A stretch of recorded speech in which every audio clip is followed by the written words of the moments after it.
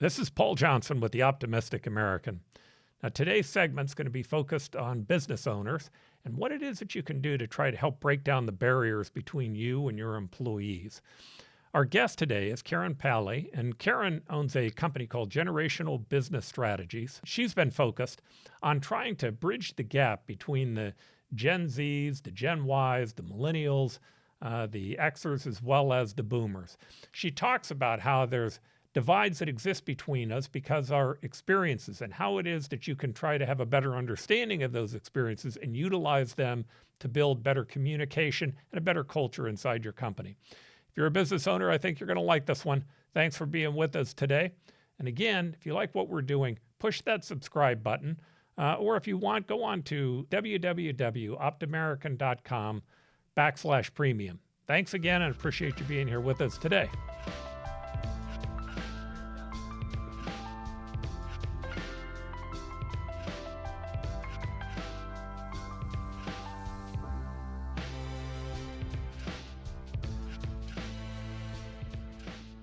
Well, Karin, I'd like to welcome you to the Optimistic American Show. I'm not sure, where are you located today? In Wyoming? Yeah, I'm located in Cody, Wyoming.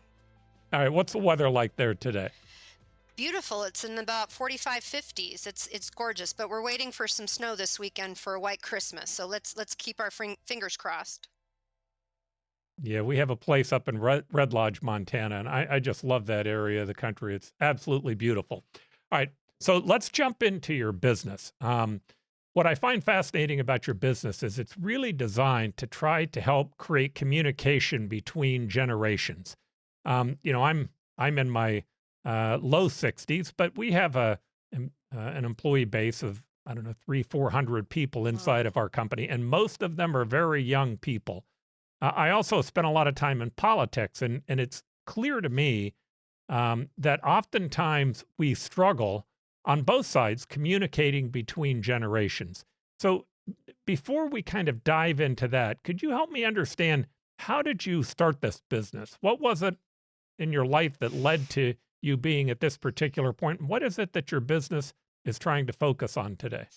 So I found myself in the corporate world, and I was working in a company that was predominantly employees and coworkers younger than myself. So really 90% of the people I was working with were younger than I was. And I came in with my baby boomer, if you will, traditionalist mindset. Even though I'm X-gen by birthright, I have an older mindset. And I came in there thinking that everybody should automatically listen to me. I was the manager. I had 20 plus years experience. Automatically they should respect me and do what I was telling them to do. Well, I found out really quickly that that was not the right strategy to working with younger people. I was frustrated. It was such a big challenge for me. And then once I got out of that environment and I went into the college environment, I had a chance to reflect back, and I realized that it was my fault that I hadn't been as successful as I could be because I hadn't taken the time to build relationships with my younger coworkers and younger managers. I had just had that old traditionalist mindset that work was work and personal life was to be kept separate. But the younger generations, they are big about building relationships and liking the people they work with. And that was a big barrier that I had to figure out. And I figured it out at the end of my tenure, but it was too late for me to really make a more powerful difference in my position. So when I started teaching again and consulting, I realized that I was not the only person that was frustrated by the younger generation. One of the things that just really frustrated, and even to this day, but that was about in 2015, 16, was when the younger employees would look at a boss and say, well, why? Why should I do that? And in my day, you were never to ever question anyone. And so when I saw that, and hearing so many times from somebody, 50 and older, I'm never hiring anybody under 30. That's impossible. I don't understand them. I realized that that was a niche, and that was a opportunity for me to help some of these older businessmen really understand that the value that these younger workers and employees can bring to the company, if they just started to understand where they were coming from, and then learning how to communicate effectively and differently, can't use the same words, can't use the same terminologies, and then really learning what motivate them, because in a lot of cases what motivated the X generation, the baby boomers, the traditionalists, like money and titles and things like that, is very different for the younger generations, the millennials and the Z gen. So that's how my business started. I started having presentations where I will teach everyone why the different generations, and it's more about era. The way a person shows up at work or even at home has to do with two key factors in my world. The first factor is the era in which they were grown up. What happened in their era determines a lot of their perspective. So, what kind of technology advancements happened? What kind of global crises or economic situations happened? What main big events that changed the way that that generation looks at the world and looks at their day to day? That's the one piece of the puzzle. That's what the society has termed as a generation, the millennials, the baby boomers, and so on. But then for my research and I'd say I'm a self-proclaimed expert because a lot of the things I teach is what I've observed from leadership training. The other piece is what a person has personally experienced. Their mindset then is built by their generation and their life experiences. So, what I've noticed through working with people is if somebody's been in the military, if somebody has been a professional athlete or a professional performer, come from an immigrant family, if they've come from a blue collar family, a highly religious family, or maybe a single parent household, these factors bring a different mindset to the individuals who lived it in the workplace. So their combined culture, experience, and their era is how they show up. And to the chagrin of so many of us older workers, I'm in my mid 50s, we can no longer treat everybody the same. We have to understand their experiences and their perspectives before we can really become good mentors, good communicators, and really provide a positive working experience for all the young people who are coming into the workforce. All right, so I'm at the tail end of the boomer generation. Tell me how those experiences that I've seen are different from either millennials or Gen Xers. All right. So the baby boomers, you experienced and have these types of memories of World War II, of the different the Cuban crisis. You have those types of worldwide happenings. You saw a man on the moon. You in your formative years, you were in a very highly economic time. So the baby boomers actually were the most prosperous of any of them. And then you come to my generation, the X generation, and we saw technology, the computer. When I went to high school, I had to learn on a Wang computer in order to graduate. And a lot of people don't even know what that is. But we had to learn a Wang computer. Then it was an IBM or a Compact, and then came Apple. We had to start learning technology pretty quickly in high school and college. We saw the fax machine. We saw the cell phone. We had to become more adaptable than the baby boomers as far as different technology in the workplace and how things were done.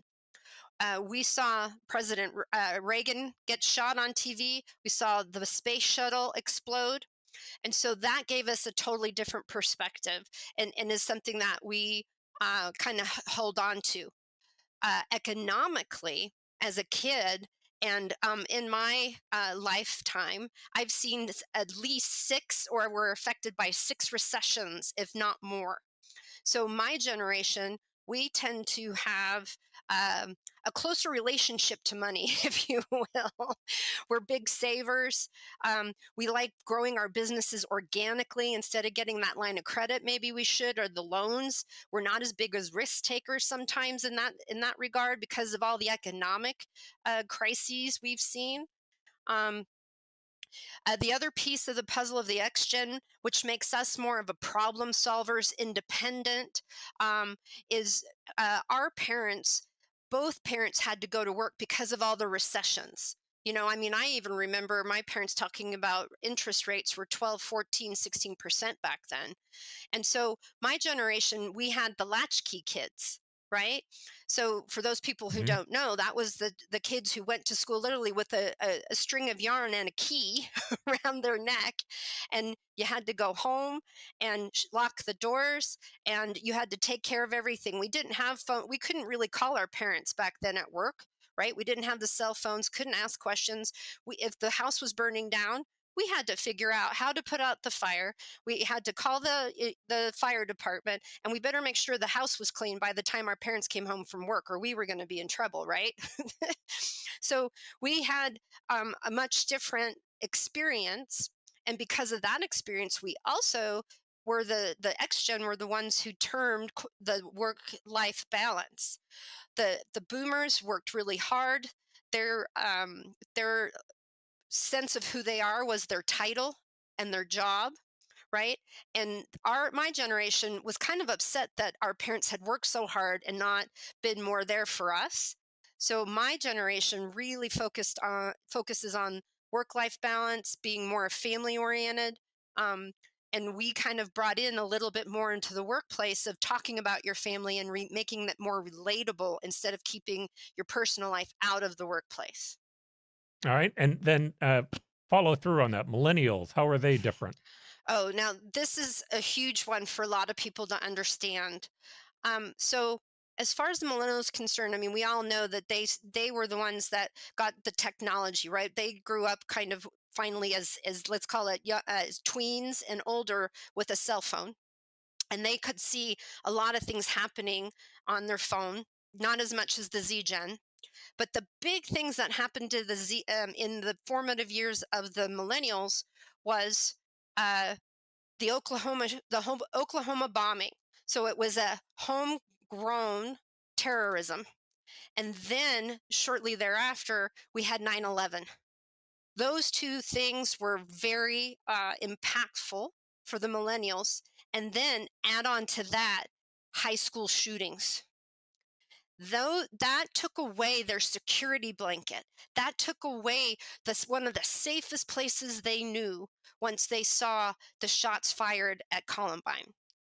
And so we had a new generation that didn't feel safe and that was waiting for what's next.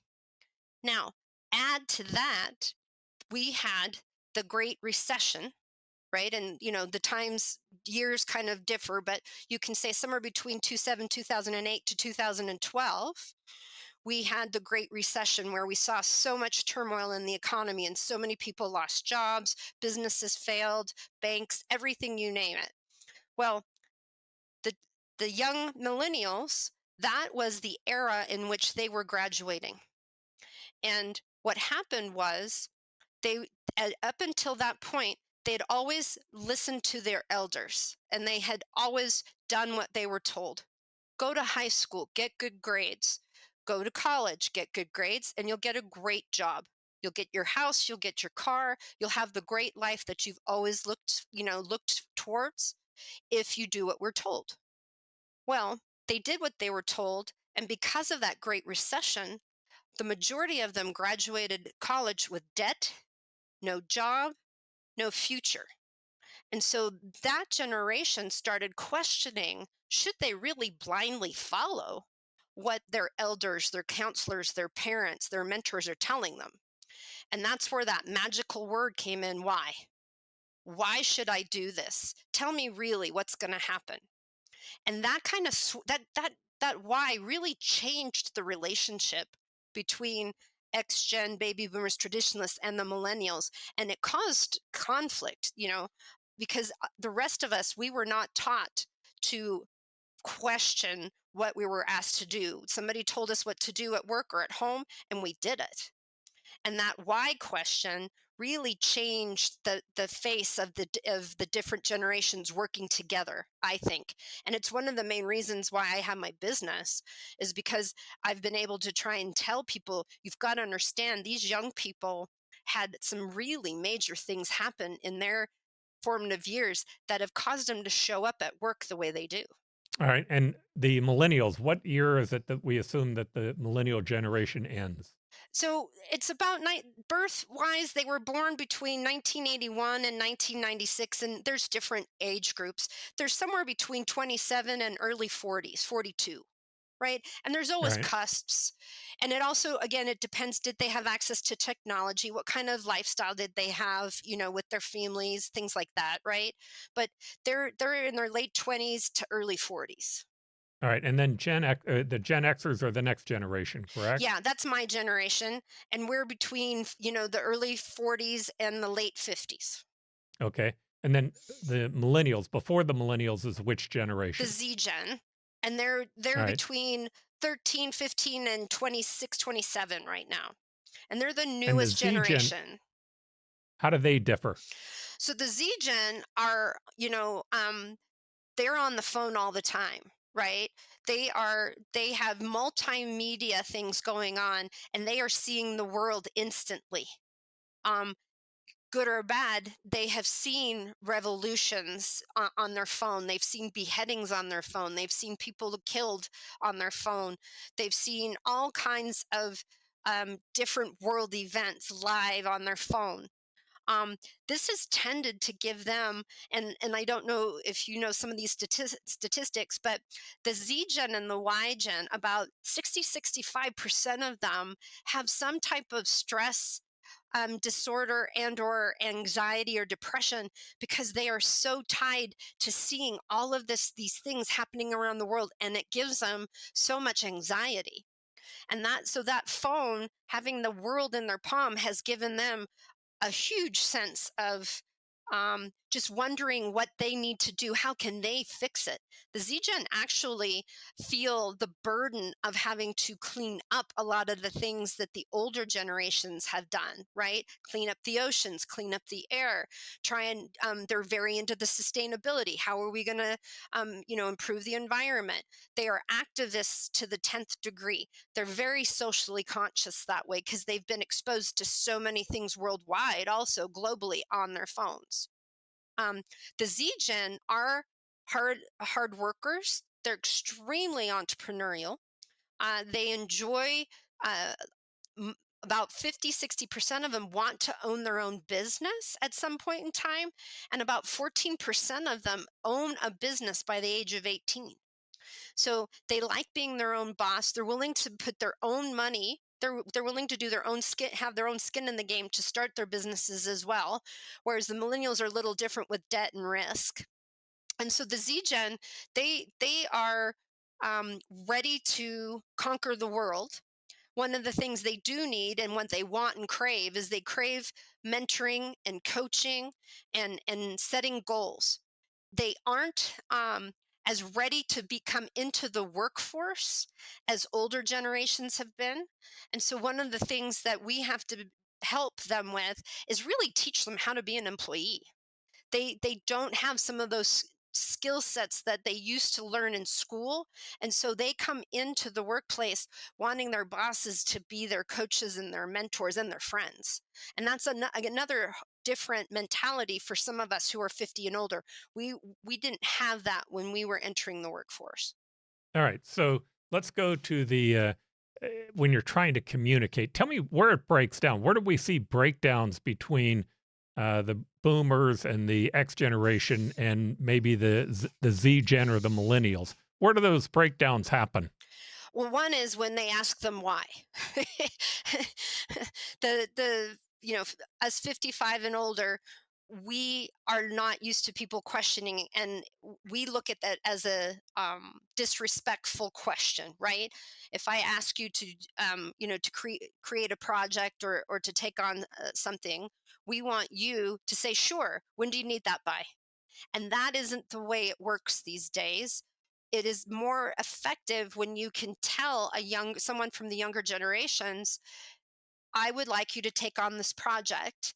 The reason that I think you're the right person for this project is because you have this skill set. You're so good at this. You have this ability that we really need, and you're going to be a great asset to having this project be successful, right? They need to hear why and how they're going to bring value to anything they do in the workplace. And that's a different approach. Um, Hmm. the best thing that we can do is listen, right? And listening is hard because a lot of us think listening equals agreeing. And so that's where a lot of communication breaks down because we normally, as individuals, it's harder to listen. Our whole body actually changes temperature. Our heartbeat goes up when we have to listen. It's a harder skill set than talking. And then when we're listening, our brains are faster than our ability to speak. And then there we are trying to think about how are we going to react to what's coming at us instead of just listening and telling the person we appreciate what they've shared with us, right? Unfortunately, we also go in with a lot of predispositions and thoughts of what that person's going to tell us, and we put roadblocks in our brains and we don't listen to the younger people. And the number one thing is they want their ideas and their suggestions heard. We don't have to agree and we don't have to implement them right away. But if we can start listening, it will open a lot of barriers and open up a lot of opportunities to have much more valuable teamwork within an organization and or at home, right? In any type of situation, maybe it's in politics, it's in the community. The listening equals learning, not agreeing, right? We need to learn from each other. The other piece of the puzzle is instead of telling, we need to ask more questions so we can understand where the person's coming from, what's their perspective, right? That's where I say we need to understand, why do the millennials ask why? Well, it's because they think they were lied to about going to school and getting a good job. We didn't know the big recession was coming, but it happened, and it made us look like we didn't know what we were talking about when it came to the younger generations. So it's really important that we ask more questions instead of telling people what to do or telling them what they did wrong. We have to find out why so we can find moments for more mentoring, which is caring. And that's a hard C word for some people, right? We were taught not to care about our employees or our coworkers. Now caring is a huge part of creating our relationships and trust within any type of community or work environment or at home, at school, whatever. We have to make sure we show we care, right? And not that we can solve everybody's problems, even but if somebody's having a bad day or they come into work and they look like they lost their last friend, the first thing that a supervisor or a boss should ask is, are you okay? How are you doing? Right? And they might just spill their guts, right? But that might be all that they need, is for somebody to listen, not solve the problem, right? And then if there is something that they need help with, as our mentors, coaches, bosses, then it is up to us to find resources to help those younger people solve some of their issues. We don't have to solve it for them. And that's something my X generation, we think we have to solve every problem. We don't. We just need to listen better. So those would be two of the things I would say everybody can do in order to help, lessen the gap between the generations. Listening and caring are two huge things that we can do better. All right. So let's back this up. Let's go the other direction. What do you think are the stereotypes that Gen Z may have of millennials or boomers? Oh, I'm trying to make this a positive. No, that's okay. Sometimes I think it's important to hear it, even the negative. Well, I mean, the boomers, close-minded, aren't listening. Um, I have a company, and I actually had three or four levels of management. Um, they're stubborn. They're cheap. They they want to always do it. They only want to do it their way. They don't want to hear new things, right? They don't like new like change. Then you've got the millennials. Um, from a baby boomers perspective, they think that the millennials are coming in to change everything. They want to put an app to this or software for this. And the funny part is when a millennial does come up with a new process to save time and money in a company, let's say they came up with a new app that saves 4 or 5 hours a week in work.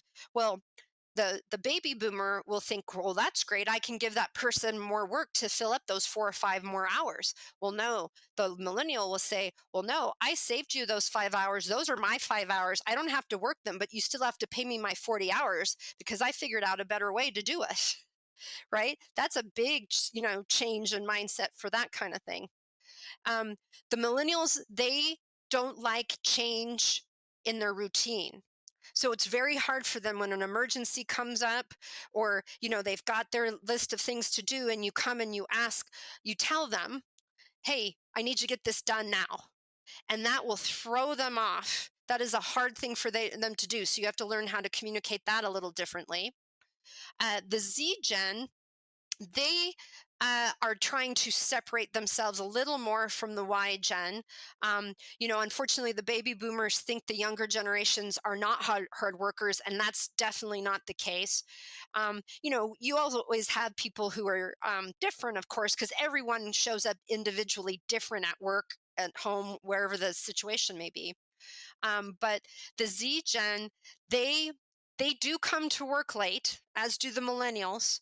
Um, but I'm here to tell you, the Z Gen have not had the same type of rules and expectations in school that we used to have.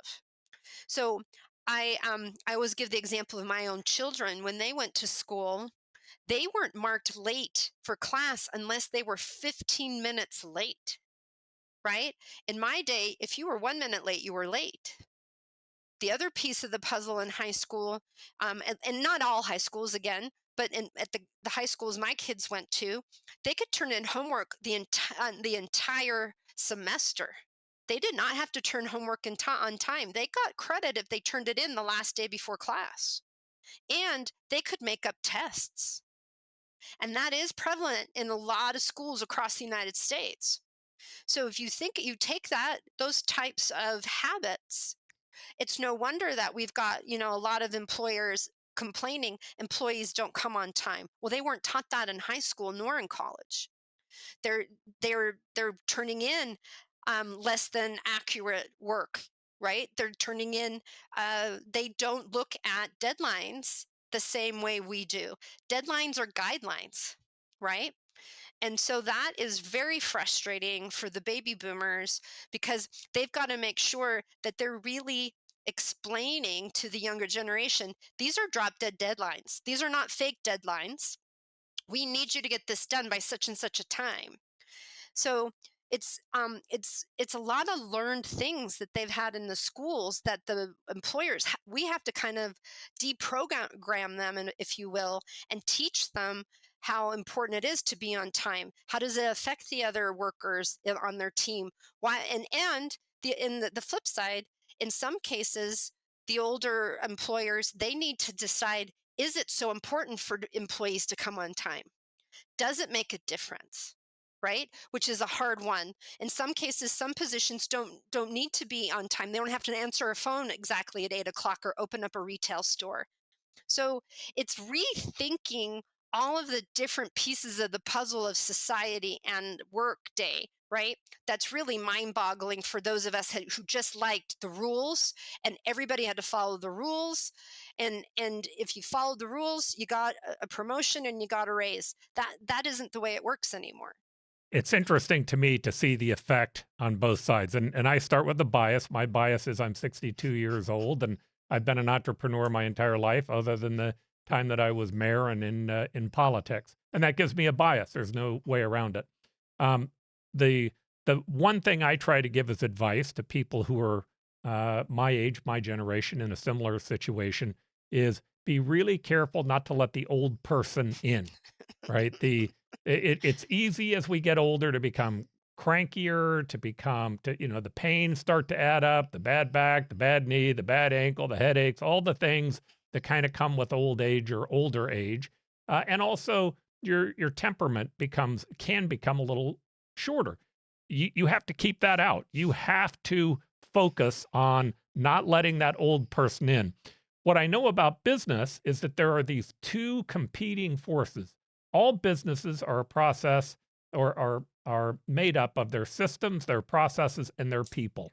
But those processes become so important because you're delivering a product, and you need to have some standardization in the delivery of that product. You need to have some rules and some order to it, because there's no doubt that there are better ways to deliver a message and to help someone or to create a product than other ways. Now, on the other side, if you're not innovating on a constant basis, you will lose your business. These markets are changing way too fast.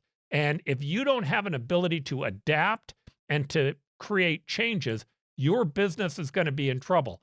The best way to change and adapt is to listen to younger people who are in your companies, who have ideas, who are more familiar with different technologies, with different apps, with different people, with different buyers, and to try to understand where they're coming from. If you don't do that, you're missing one of the greatest assets you have to be able to change and to conform with the new realities that are existing within our business. Now, I'm going to give some criticisms and comments about the younger generation in a moment, but I just want to know if you agree with that. Do you think that that's accurate and important for people who are, let's just call them the Gen Xers and the Boomers, the people who are still inside the marketplace, working and not yet retired, but having to run their businesses and make businesses work? Yes, I do agree. The baby boomers, the X gens, we need to listen and always be looking for new ways to do it.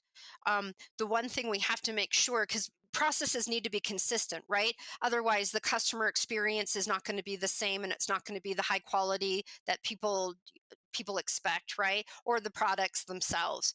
However, I do believe in rethinking the wheel every so often and seeing if there's things that can be changed for the better, right?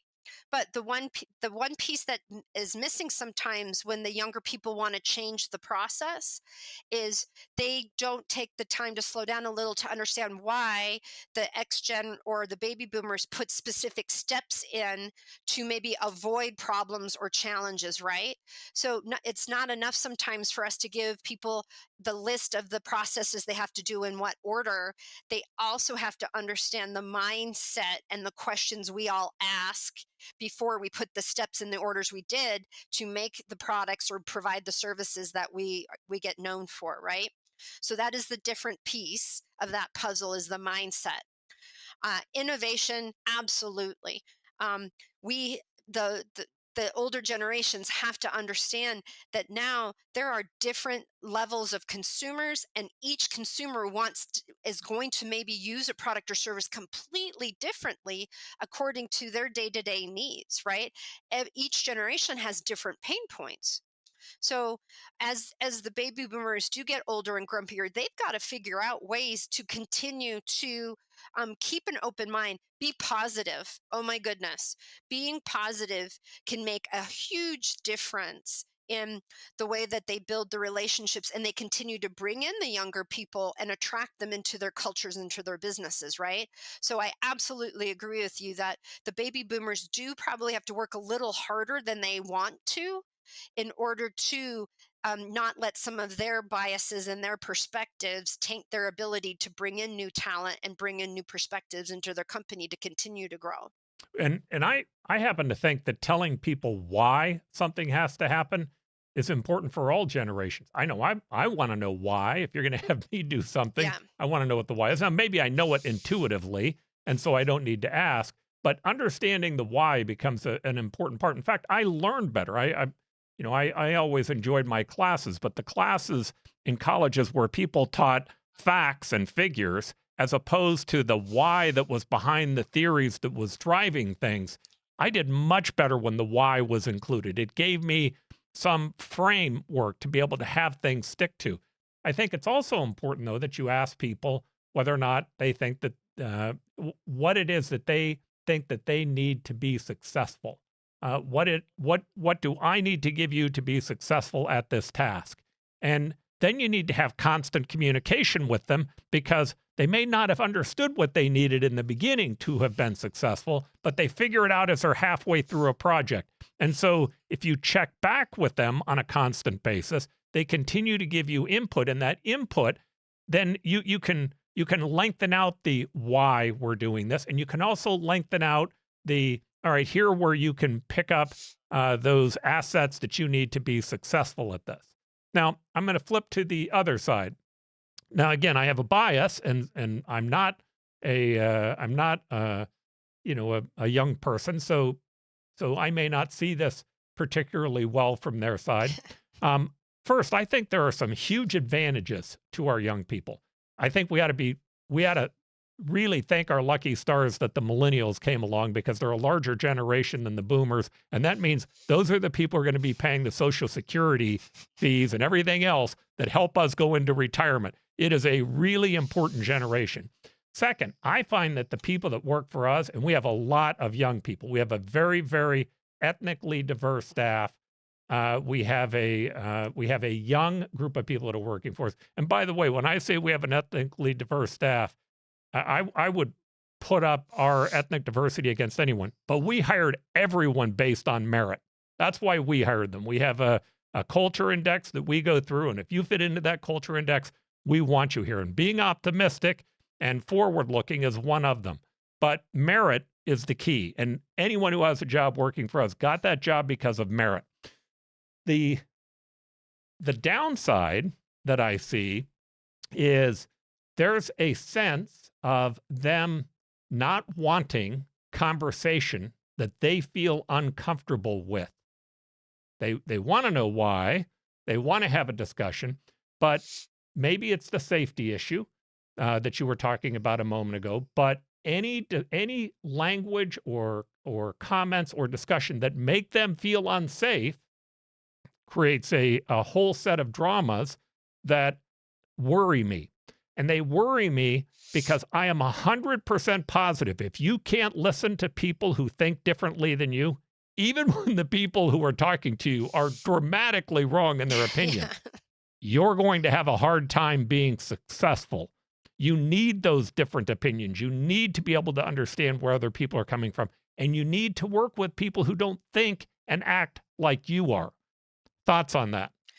So, yes, language in the workplace is a really tricky issue, right?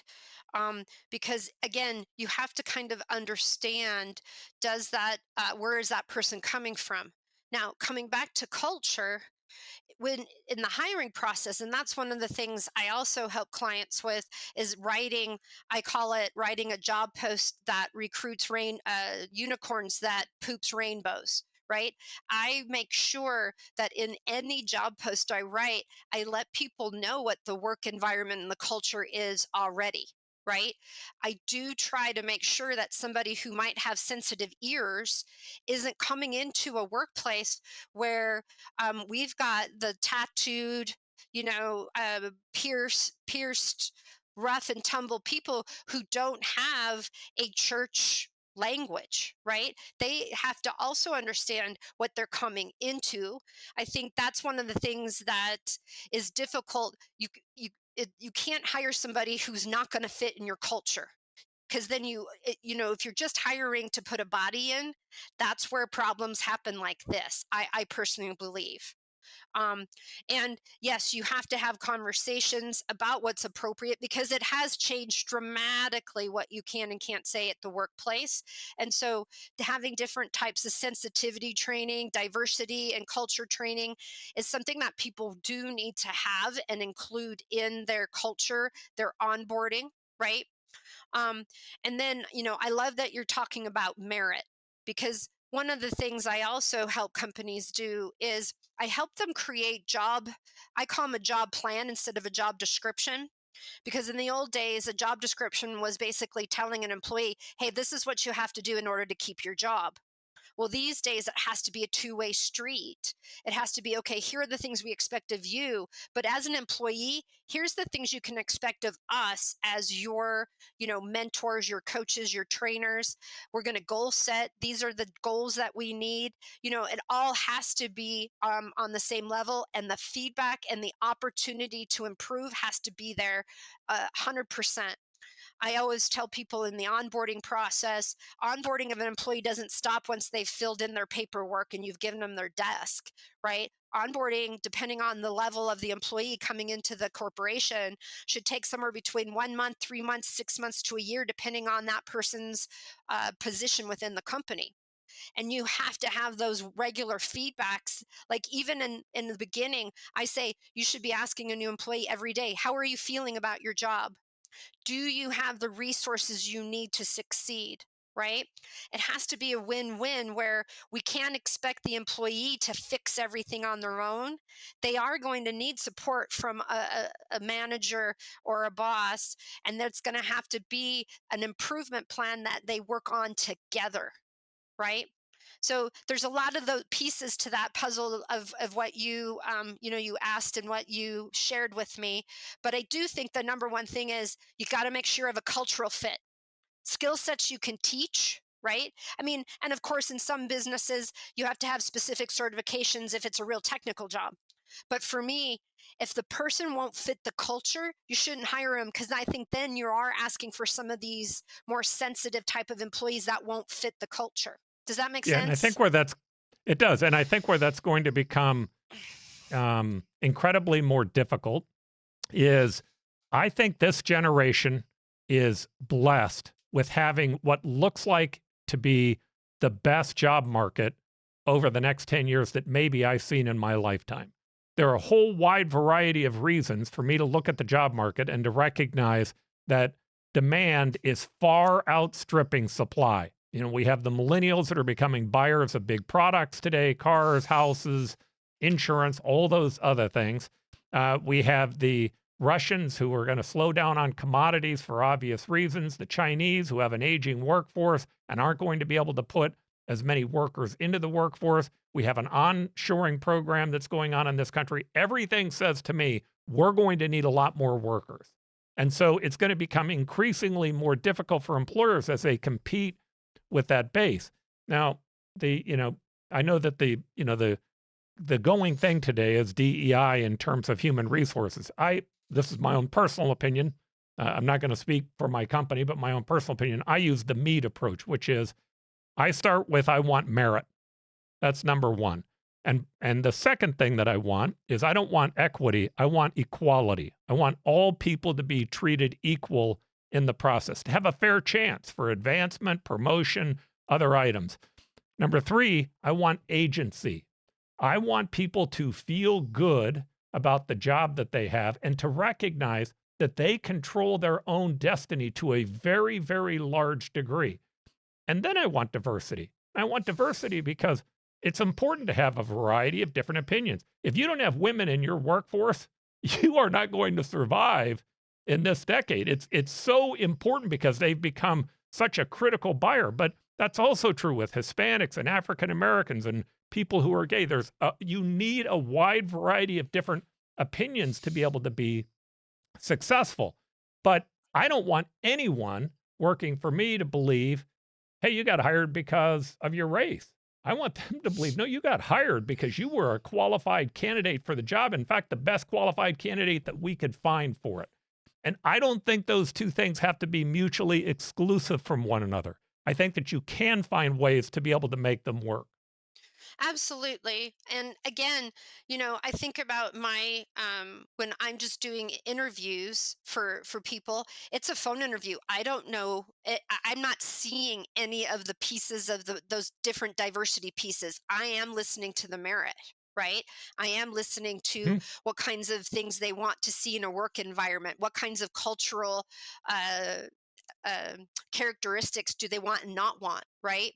And I think if we can create the, again, I kind of go back to, we can create job interviews and processes that do focus on what you're saying, on the merit and the cultural fit, it's going to make these things a lot different and a lot easier for companies to find the right person for the job, no matter what that person looks like or where they're from. All right, so let's give advice to the Gen Z folks in terms of what our best advice to them would be. Here's mine.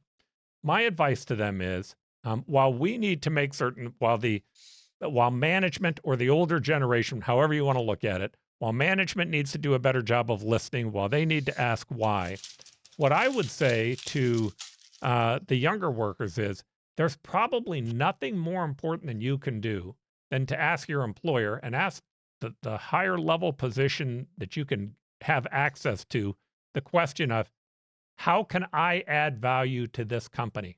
How can I do a better job of adding value to help this company make money? Now, my reason for promoting that is that says to me a intense level of maturity by someone at the lower level just asking that question. The fact that they're looking beyond the job that they're doing, the function that they're providing, and instead thinking about the value that they're providing. I'd love your thoughts on what you think is the most important thing they can do.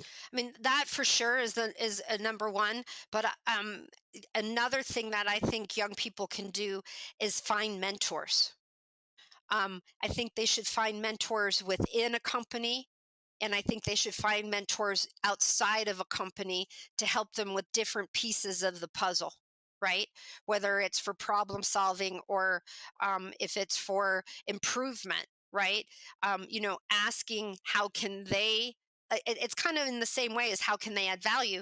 What kind of training can they do? Who can they learn from? Who can they shadow in order to be the best they can be, right? I mean, I think that's probably my advice to them also, is not be competitive, be collaborative, and see how they can be the best person in the position that they have within the company. By the way, I think that's one of the finer attributes that I see as a trend in this generation. First, I think they tend to look out more for social needs of other people Absolutely. than they do only for themselves. And I know at least the people that I hung out with in my generation, they were more competitive. They were more focused on kind of trying to promote the single individual agenda. I think there's a huge advantage to that they're more social. All right, so I know that you spent some time in Denmark, I believe. I spent a little time in Copenhagen. Um, Talk to me about the differences that you saw in their culture versus ours, and what you thought was an advantage for them, and where we might learn from them. Well, the number one thing I always go back to is the schooling. I was there when I was, so I am a Danish, I'm both American citizen and Danish citizen, and my entire family is from Denmark. So I always lovingly tell people I was made in Denmark and born in the United States. and and so I've been back and forth through the years. I lived and swam on the Danish national team in my formative years, 15, 16, and later. And one of the things that has left an impression on me is their education system, and the way society looks at everybody makes a difference. It doesn't matter what position they have within the social community, right? So you can be the person at the 7-Eleven, or you can be the teacher, or you can be the doctor, or you can be the scientist. Everybody is treated equally as their contribution to society. I did not feel that there was the same pressure in Denmark for everyone to go to high school, then go to college, then be the number one success person in the world, right? They have different levels of schools that at ninth grade, young people can decide what path they're going to take at ninth grade instead of college and later. Right. So they can say, hey, I'm going to go and I'm going to get prepared for college, and I'm going to take the classes I need because I want to go to college, and I'm going to pass what they call the studenta exam. And then I'm going to go to college.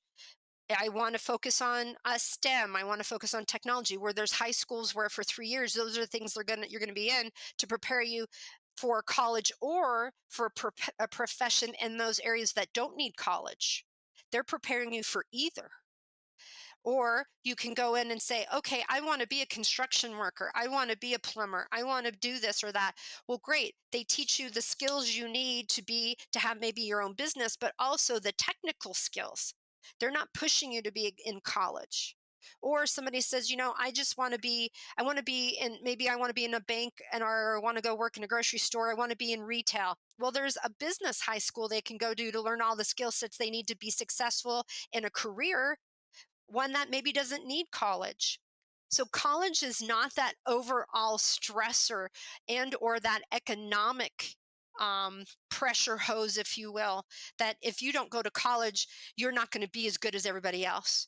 I feel America has too much of a standard that they hold, high. If you didn't go to college, you're lesser of a person, or you are providing less to the economy and or to society. And I don't feel that in Denmark. And the thing we've got to realize is the young people, I'm predicting, and again, this is in the world according to Karen, this isn't based on anything else. I am predicting we're going to continue to see fewer and fewer students in college, because the young people are wanting to go and become business owners, and they're wanting to pursue careers that they don't need a 4-year degree.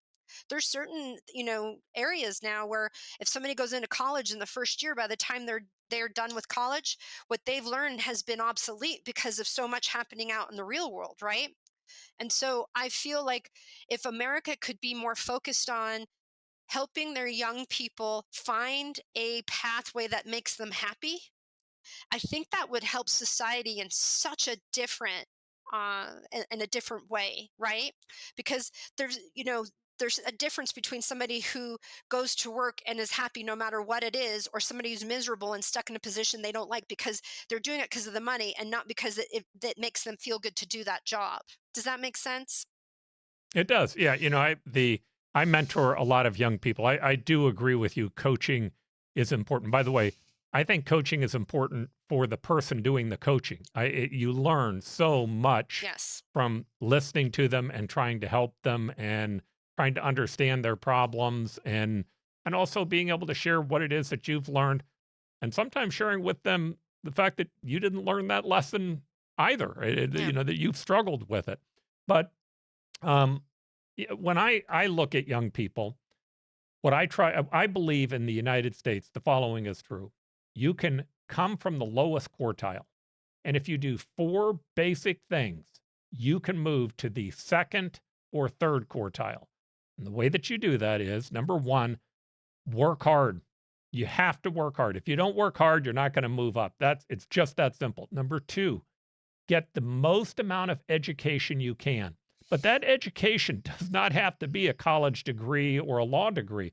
It can be, if you're an auto mechanic, go take diesel mechanic classes. Diesel mechanics today are making 70, 80, $100,000 a year.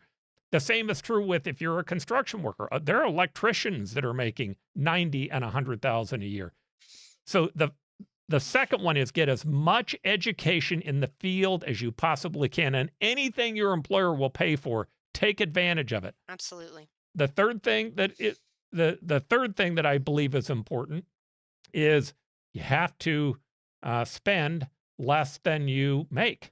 All right, you have to save some money, and it's hard to see that, but if you keep putting yourself into debt, it is problematic in terms of your ability to move up.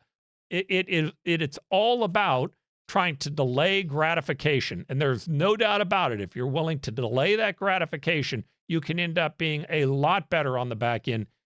And the last one is, if you're going to get married, marry somebody with similar values. Somebody who believes in hard work, somebody who believes in education, someone who believes in the idea that you should save more than you spend. If you do those four things, your ability to move up into one of those other two quadrants becomes much higher. Now, if you want to get into the top quadrant, really the only way to do it is to become a specialist in something where there are so few people doing it that you get paid a ton of money for it, or to go into business. And there are a lot of people who go into business without a college degree that end up in that last quartile. Going into business is, I don't recommend it for everyone. I wouldn't do it any other way. But it has, that you're worried about making your payroll. You're worried about whether or not you're going to get paid from your customers. You're worried about whether or not you're going to have enough work next month. All those things are pressures that mean that you're sometimes working 24/7. You're going to bed at night and your eyes are wide awake because you're worried about how it is that you're going to be able to take care of the problems that you have at work. If that bothers you, it's probably not necessarily the right place for you.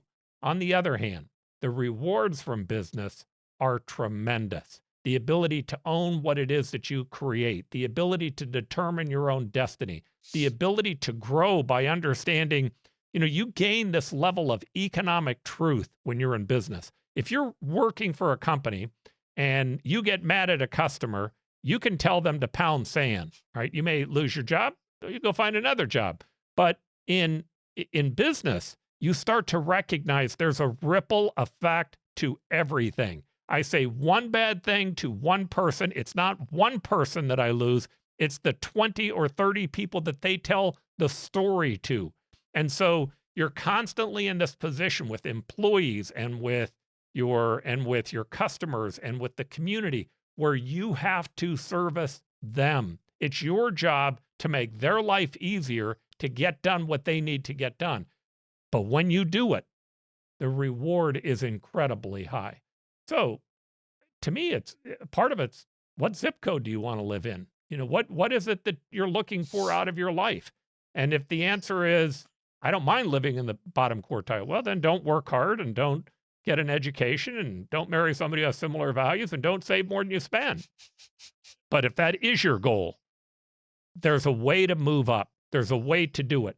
What one person can do, so can another. Just study how that other person did it, and you'll find the pathway.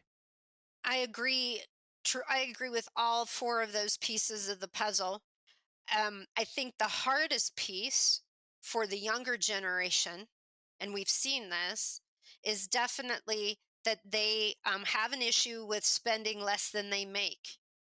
Right, one of the generational things that we see that has caused the millennials to have, I mean, they have the most debt of any generation ever, right? They have the highest debt, whether it's because of you know overspending, buying the fancy cars, having the Lululemon outfits, right, and having the credit cards to the big stores, if you will, or even Amazon for that matter. They have overspent, and that is one of the pieces of the puzzle we have to be working with, I believe, because my generation and the older generation, we had worked so hard. We've told our children, now not ours got a lease when they were 18, but that's a different story for a different day. But for the most part, the kids were told, hey, you don't have to work. You go and you do your sports, or you go play with your friends, or hang out with your friends and get good grades. We'll pay for your college. You don't have to get a scholarship. You don't have to go and work for college. Because those of us in X Gen and older, most of us had to do those things on our own. And then we've created these younger people who are looking to others to pay their way and help them. And I think one of the things that we're going to have an issue with is my generation, the X generation, we're going to be sandwiched in a way, because a lot of us are having to take care of our parents, right? They maybe didn't have the kind of retirement that they had hoped they did. So my generation is bringing the parents back into their homes, taking care of them. Even maybe having nurses and other people come and help them in their home.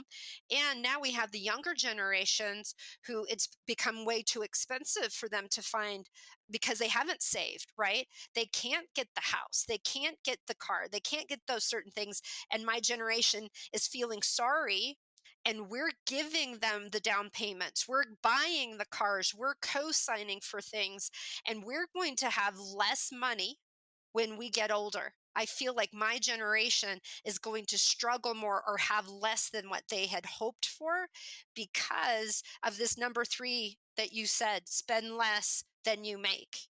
I think that is going to be a really difficult one. I also feel because the younger people see so much on social media, and it's so easy, there's a disconnect between what they make and what they spend because they're not writing a check anymore. They're not having to take cash out of their wallet and hand it over. There's a disconnect between what they're spending and what they're making as well. And I don't feel that they have that skill set, number three, to be as successful as they need to be. Honestly, I think that's one of the things I recommend that companies have is they help their employees with a physical wellness and a mental wellness program of sorts that helps them to be financially responsible, give them some resources and teach them some of the basic budgets, right? Also to take better care of themselves, health wise and mentally wise, mental health, right?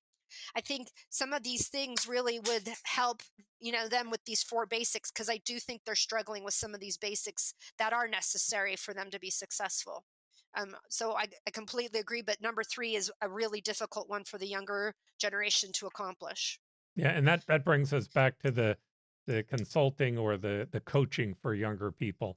I do think that you have to be frank and candid with them. I know that you actually believe that it's okay to use the word don't. And one of the things that you talk about is um, whether guidelines are important for young people when you're talking to them. Can you talk a little bit about that? Yeah. So when it comes to the word don't, I actually say we should be more positive and we should focus on what words we should tell people, what behaviors we want them to do, instead of telling them what we don't want them to do. So Okay. what happens is our brains, so what I say or do, 15% is based on the here and now, what's happening right now. But 85% of how I show up are the pictures in my brain and my subconscious. And so everything is drawn from my memories. Well, so a lot of the negatives that happen, it's the picture of what happened. It's not the word don't or a red line through it. Our brain can't draw the picture of don't or can't. So when I say to you, don't think about the pink elephant with the purple umbrella, you just drew that picture in your brain, right? And so, what we want to do with the young people is we want to encourage them to do certain things. So, if we were to tell them, well, don't spend too much money, what they're hearing is spend too much money. Instead of, I really recommend that you start a savings program. Is there something I can do to help you start a savings program? Or is there something we can do to help budget? Do you have a budget for your household? Do you have goals? Can I help you set goals to own a house someday or buy a car someday or simple things? I think, the mentoring also has to come with teaching them the positives and the things that will help them be successful, right? So we've got to focus on the different behaviors we want them to do instead of telling them what not to do. Yeah, and back to from a company standpoint, I believe you always have to set the vision first. It needs to be a picture that is so descriptive that it's easy for people to understand where you're trying to go, what it is that you're trying to get to. And if you draw that picture first, it becomes a lot easier for people to begin to understand the whys, the whats, how are we going to do this, and the and I agree with you. Every now and then, I think it's important to be able to say, we can't do that, or that is a don't. But for the most part, it should always be visionary. It should be aspirational as opposed to punitive. Absolutely. We always want to have that, and I call it a success strategy, right? What does success look like for us as a team, as a company, as an organization, and have it in different phases. I agree with the vision. I highly believe in every company should have a vision statement, a mission statement, core values, right? Kind of going back to does everyone who works for this company have the same values so we can be as effective and efficient together, right? If we don't have the same core values, that brings chaos and conflict into a company, and it just wastes a lot of time and effort. All right. So I appreciate you coming on. We've been a little over an hour now, and I promise you that was the time that we'd use. So, if I could, why don't you give people how they might contact you if they wanted to be able to hire your services? So I do have a website that they could connect with me on. It's genbizstrategies.com. So for the young people, we used shorter words. So it's GenBiz.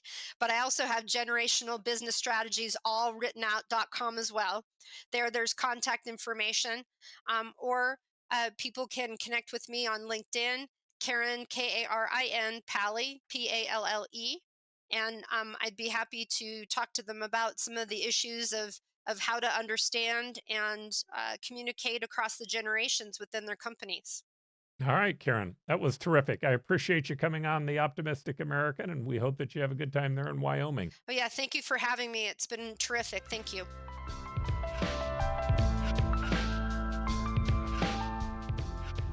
Thanks for joining The Optimistic American show. Now, help us grow by subscribing to our channel.